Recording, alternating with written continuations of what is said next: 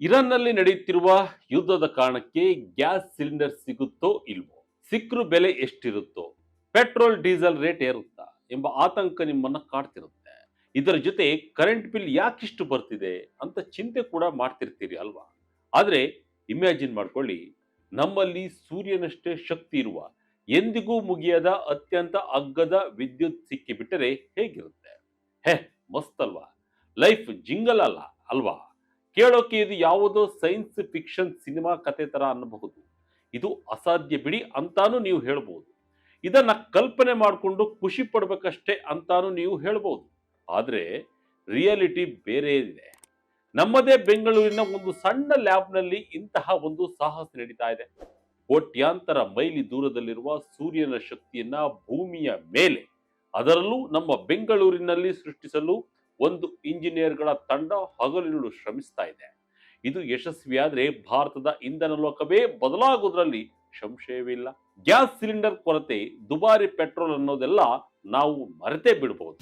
ಅಷ್ಟಕ್ಕೂ ಏನಿದು ಮಹಾನ್ ಯೋಜನೆ, ಏನಿದು ಸೂರ್ಯನ ಶಕ್ತಿಯ ರಹಸ್ಯ, ಬೆಂಗಳೂರಿನ ಈ ಸ್ಟಾರ್ಟ್ಅಪ್ ಮಾಡ್ತಿರುವ ಮ್ಯಾಜಿಕ್ ಏನು? ಬನ್ನಿ ಈ ಕುರಿತ ಒಂದು ಕಂಪ್ಲೀಟ್ ರಿಪೋರ್ಟ್ ಅನ್ನ ನೋಡ್ಕೊಂಡು ಬರೋಣ.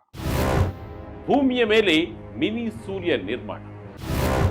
ಬೆಂಗಳೂರಿನ ಪ್ರಣೋಸ್ ಫ್ಯೂಷನ್ನ ಅಸಾಧ್ಯ ಸಾಹಸ. ಹೌದು ವೀಕ್ಷಕರೇ, ನಾವು ಇಷ್ಟೊತ್ತು ಹೇಳಿದ್ದಲ್ಲ ನಿಜ. ಬೆಂಗಳೂರಿನ ಒಂದು ಸಣ್ಣ ಲ್ಯಾಬ್ ಪರಿಸರದಲ್ಲಿ ಈ ಅದ್ಭುತ ಪ್ರಯತ್ನ ನಡೀತಾ ಇದೆ. ಇದು ಕೇಳೋಕೆ ಕೇವಲ ಧೈರ್ಯದ ಕೆಲಸ ಮಾತ್ರವಲ್ಲ, ಬಹುತೇಕ ಅಸಾಧ್ಯ ಅನ್ನೋ ತರ ಇದೆ. ಆದ್ರೆ ಈ ತಂಡ ಮಾಡ್ತಿರುವ ಕೆಲಸ ಸಕ್ಸಸ್ ಆದ್ರೆ ಭಾರತ ಇಂಧನ ಉತ್ಪಾದನೆ ಮಾಡುವ ರೀತಿಯೇ ಬದಲಾಗಿ ಹೋಗುತ್ತೆ. ನಮಗೆ ಈಗಿರುವ ಈ ಗ್ಯಾಸ್ ಕೊರತೆ, ಪೆಟ್ರೋಲ್ ಬೆಲೆ ಏರಿಕೆ ಇವೆಲ್ಲವೂ ಇತಿಹಾಸದ ಪುಟ ಸೇರಬಹುದು. ಈ ಇಡೀ ಕ್ರಾಂತಿಯ ಹಿಂದೆ ಇರೋದು ಪ್ರಣೋಸ್ ಫ್ಯೂಷನ್ ಅನ್ನೋ ಬೆಂಗಳೂರು ಮೂಲದ ಸ್ಟಾರ್ಟ್ಅಪ್. ಇವರು ಕೆಲಸ ಮಾಡ್ತಿರೋದು ನ್ಯೂಕ್ಲಿಯರ್ ಫ್ಯೂಷನ್ ಅನ್ನೋ ಪ್ರೋಸೆಸ್ ಮೇಲೆ. ಅಂದ್ರೆ ನಕ್ಷತ್ರಗಳು ಮತ್ತು ಸೂರ್ಯನಲ್ಲಿ ಯಾವ ರೀತಿ ಶಕ್ತಿ ಬಿಡುಗಡೆ ಆಗುತ್ತೋ ಅದೇ ಪ್ರಕ್ರಿಯೆಯನ್ನ ಭೂಮಿಯ ಮೇಲೆ ಮಾಡಿ ಶಕ್ತಿಯನ್ನ ಉತ್ಪಾದಿಸುವುದು ಇವರ ಗೋಲ್. ಇದನ್ನೇ ವಿಜ್ಞಾನಿಗಳು ಇಂಧನ ಲೋಕದ ಹೋಲಿ ಗೇಲ್ ಅಂತ ಕರೀತಾರೆ. ಯಾಕೆಂದ್ರೆ ನಾವು ಬಳಸುವ ಪೆಟ್ರೋಲ್ ಡೀಸೆಲ್ನಂತೆ ಇದರಲ್ಲಿ ಏನನ್ನೂ ಸುಡಿಯುವುದಿಲ್ಲ, ಅಥವಾ ಅಣು ವಿದ್ಯುತ್ ಸ್ಥಾವರಗಳಂತೆ ಅಣುಗಳನ್ನ ಒಡೆಯುವುದೂ ಇಲ್ಲ. ಬದಲಾಗಿ ಸೂರ್ಯನಲ್ಲಿ ಆಗುವಂತೆ ಹೈಡ್ರೋಜನ್ಗಳಂತಹ ಹಗುರವಾದ ಧಾತುಗಳನ್ನ ಒಂದಕ್ಕೊಂದು ಸೇರಿಸಿ ಅದರಿಂದ ಊಹೆಗೂ ಮೀರಿದ ಶಕ್ತಿಯನ್ನ ಬಿಡುಗಡೆ ಮಾಡಲಾಗುತ್ತೆ. ಟೆಕ್ನಾಲಜಿ ಥಿಯರಿಯಿಂದ ರಿಯಾಲಿಟಿಗೆ ಬರುತ್ತಾ ನೋಡಿ. ಸದ್ಯಕ್ಕೆ ನಾವು ಬಳಸುವ ಅಣು ವಿದ್ಯುತ್ ಕೇಂದ್ರಗಳಲ್ಲಿ ಅಣುಗಳನ್ನ ಒಡೆಯಲಾಗುತ್ತೆ. ಅದು ನ್ಯೂಕ್ಲಿಯರ್ ಫ್ಯೂಷನ್. ಆದ್ರೆ ಈ ಫ್ಯೂಷನ್ ಅದಕ್ಕೆ ಉಲ್ಟಾ. ಇಲ್ಲಿ ಹಗುರವಾದ ಹೈಡ್ರೋಜನ್ ಅಣುಗಳನ್ನ ಒಂದುಗೂಡಿಸಿ ಅಪಾರ ಪ್ರಮಾಣದ ಶಕ್ತಿಯನ್ನ ಬಿಡುಗಡೆ ಮಾಡಲಾಗುತ್ತದೆ. ಪ್ರಣೋಸ್ ಫ್ಯೂಷನ್ ಸಂಸ್ಥಾಪಕರಾದ ಡಾಕ್ಟರ್ ಶೌರ್ಯ ಕೌಶಲ್ ರವರು ಹೇಳುವಂತೆ, ಈ ವಿಶ್ವ ನಡೆಯುತ್ತಿರುವುದೇ ಈ ಫ್ಯೂಷನ್ ಶಕ್ತಿಯಿಂದ.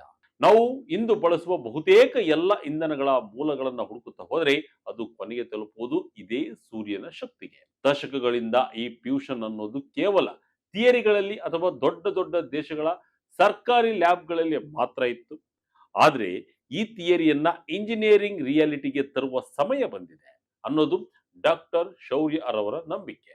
ಅವರ ಪ್ರಕಾರ ಈ ಫ್ಯೂಷನ್ ಹಿಂದಿರುವ ವಿಜ್ಞಾನ ಜಗತ್ತಿಗೆ ಈಗಾಗಲೇ ಗೊತ್ತಿದೆ. ಆದರೆ ಅದನ್ನ ಮಾರುಕಟ್ಟೆಗೆ ತರೋದು ಹೇಗೆ, ಸ್ಕೇಲ್ ಮಾಡೋದು ಹೇಗೆ ಅನ್ನೋದೇ ಈಗಿರುವ ದೊಡ್ಡ ಚಾಲೆಂಜ್. ಇದಕ್ಕಾಗಿ ಪ್ರಣೋಸ್ ಫ್ಯೂಷನ್ ತಂಡ ಒಂದೇ ಬಾರಿಗೆ ದೊಡ್ಡ ರಿಯಾಕ್ಟರ್ ಕಟ್ಟುವ ಬದಲು ಸ್ಟೆಪ್ ಬೈ ಸ್ಟೆಪ್ ಮುಂದುವರಿಯುತ್ತಿದೆ. ಮೊದಲು ಸಾಫ್ಟ್ವೇರ್, ನಂತರ ಹಾರ್ಡ್ವೇರ್. ಪ್ರಜ್ಞಾ ಟೋಕೋಮ್ಯಾಕ್ ಭಾರತದ ಮೈಲಿಗಲ್ಲು. ಪ್ರಣೋಸ್ ಫ್ಯೂಷನ್ ತಂಡ ಒಂದು ಪ್ಲಾನ್ ಮಾಡಿಕೊಂಡಿದೆ. ಈಗಾಗಲೇ ಹೇಳಿದಂತೆ ಮೊದಲೇ ದೊಡ್ಡ ರಿಯಾಕ್ಟರ್ ಕಟ್ಟೋಕೆ ಹೋಗ್ತಿಲ್ಲ, ಬದಲಾಗಿ ಒಂದೊಂದೇ ಹೆಜ್ಜೆ ಇಡ್ತಿದ್ದಾರೆ. ಮೊದಲು ಇವರು ಜಿಂಗಾ ಅನ್ನೋ ಒಂದು ವಿನ್ಯಾಸ ಮತ್ತು ನಿಯಂತ್ರಣ ಸಾಫ್ಟ್ವೇರ್ ಅಭಿವೃದ್ಧಿಪಡಿಸಿದ್ರು. ಇದನ್ನ ಭವಿಷ್ಯದ ಫ್ಯೂಷನ್ ರಿಯಾಕ್ಟರ್ಗಳ ಬ್ರೈನ್ ಅಂತಾನೆ ಕರೆಯಬಹುದು. ಪ್ರಪಂಚದ ಸುಮಾರು 18 ರಿಯಾಕ್ಟರ್ಗಳ ಡೇಟಾವನ್ನ ಬಳಸಿ ಈ ಸಾಫ್ಟ್ವೇರ್ ಅನ್ನ ಸಿದ್ಧಪಡಿಸಲಾಗಿದೆ. ಆದರೆ ಬರೀ ಸಿಮ್ಯುಲೇಷನ್ ಸಾಕಾಗಲ್ಲ ಅಂತ ಇವರು ಪ್ರಜ್ಞಾ ಹೆಸರಿನ ಒಂದು ಮಿಡ್ ಸ್ಕೇಲ್ ಟೋಕೋಮ್ಯಾಕ್ ಅನ್ನ ನಿರ್ಮಿಸಿದ್ದಾರೆ. ಟೋಕೋಮ್ಯಾಕ್ ಅಂದ್ರೆ ಇದು ಡೊನಟ್ ಆಕಾರದ ಒಂದು ಚೇಂಬರ್. ಇದರಲ್ಲಿ ಅತಿ ಹೆಚ್ಚು ಶಾಖವಿರುವ ಪ್ಲಾಸ್ಮಾವನ್ನ ಕಾಂತೀಯ ಶಕ್ತಿಯ ಮೂಲಕ ಹಿಡಿದಿಡಲಾಗುತ್ತದೆ.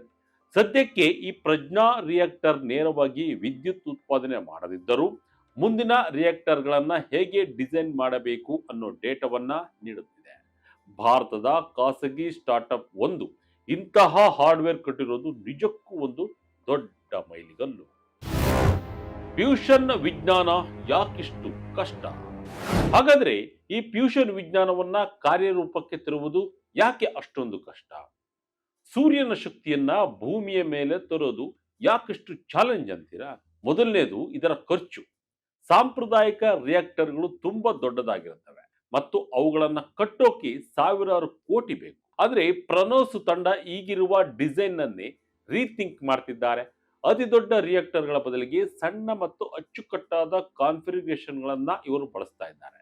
ಇದಕ್ಕೆ high temperature super conductive magnets ಬಳಸಿ ಕಡಿಮೆ ಜಾಗದಲ್ಲಿ ಹೆಚ್ಚು ಶಕ್ತಿ ಉತ್ಪಾದಿಸೋಕೆ ಇವರು ಮುಂದಾಗಿದ್ದಾರೆ. ಇದರ ಜೊತೆಗೆ ಇನ್ನೂ ಕೆಲವು ಚಾಲೆಂಜ್ಗಳಿವೆ. ಮೊದಲನೇದು ಸರಿಯಾದ ಬಿಡಿ ಭಾಗಗಳ ಪೂರೈಕೆ, ಎರಡನೇದು ತರಬೇತಿ ಪಡೆದ ತಜ್ಞರ ಕೊರತೆ ಮತ್ತು ಮೂರನೇದು ಟ್ರಿಟಿಯಂ ಅನ್ನೋ ಇಂಧನ. ಈ ಟ್ರಿಟಿಯಂ ಅಂದ್ರೆ ಫ್ಯೂಷನ್ ರಿಯಾಕ್ಟರ್ಗಳಿಗೆ ಬೇಕಾದ ಮುಖ್ಯ ಇಂಧನ. ಇವೆಲ್ಲವನ್ನು ಸರಿದೂಗಿಸೋದು ದೊಡ್ಡ ಚಾಲೆಂಜ್ ಅಂತಾರೆ Ashoka centre for a people centric energy ಟ್ರಾನ್ಸಿಷನ್ನ ಸಂಶೋಧಕ ಅನಿಮೇಶ್ ಘೋಷ್.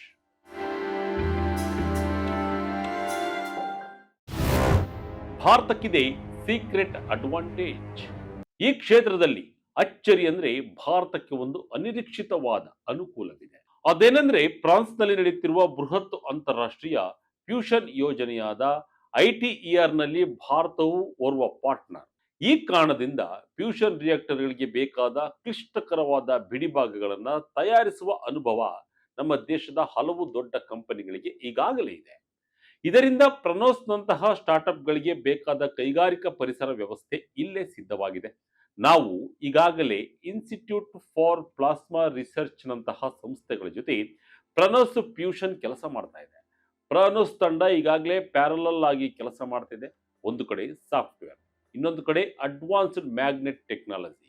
ಇವರ ಮುಂದಿನ ಗುರಿ 50ರಿಂದ 100 ಮೆಗಾವೆಟ್ ವಿದ್ಯುತ್ ಉತ್ಪಾದಿಸುವ ಪೂರ್ಣ ಪ್ರಮಾಣದ ರಿಯಾಕ್ಟರ್ ಡಿಸೈನ್ ಮಾಡೋದು.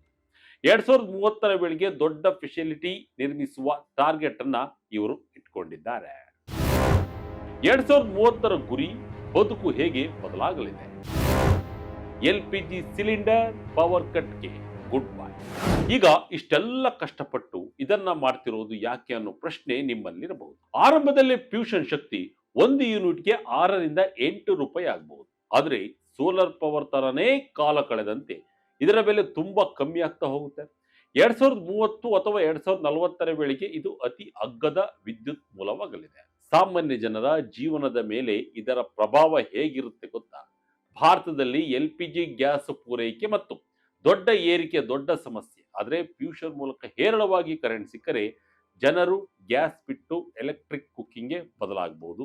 ಆಗ ಇನ್ನೂ ಅಡಿಗೆ ಅನಿಲದ ಚಿಂತೆ ಇರಲ್ಲ.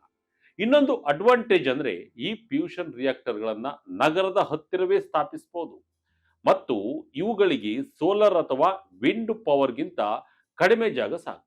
ಇದಕ್ಕೆ ಬೇಕಾದ ಹೈಡ್ರೋಜನ್ ಐಸೋಟೋಪ್ಗಳು ಭಾರತದಲ್ಲೇ ಲಭ್ಯವಿವೆ. ಇವು ನೀರಿನಲ್ಲಿ ಹೇರಳವಾಗಿ ಕೂಡ ಸಿಗುತ್ತವೆ. ಇಂಧನಕ್ಕಾಗಿ ನಡೆಯುವ ಜಗಳಗಳಿಗೆ ಅಂತ್ಯ.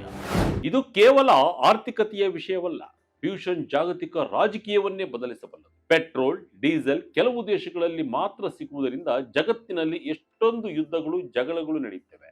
ಆದರೆ ಫ್ಯೂಷನ್ ಇಂಧನ ಎಲ್ಲರಿಗೂ ಲಭ್ಯ. ಇದು ಜಗತ್ತನ್ನ ವಿಭಜಿಸುವ ಬದಲು ಒಂದುಗೂಡಿಸುವ ಶಕ್ತಿಯಾಗಬಹುದಂತೆ. ಈ ಟೆಕ್ನಾಲಜಿಯನ್ನ ರಿಯಾಲಿಟಿಗೆ ತರಲು ಚಾಲೆಂಜ್ಗಳು ಖಂಡಿತ ಇವೆ.